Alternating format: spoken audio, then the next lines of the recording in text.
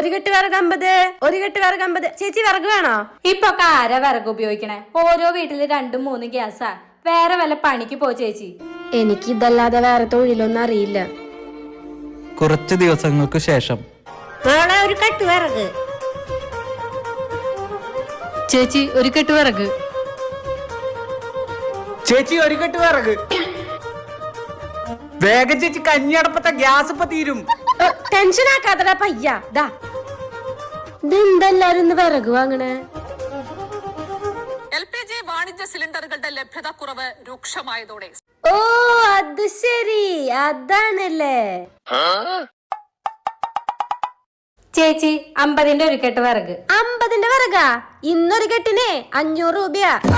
ഒരു കെട്ട് വിറകിന് 500 രൂപയാ.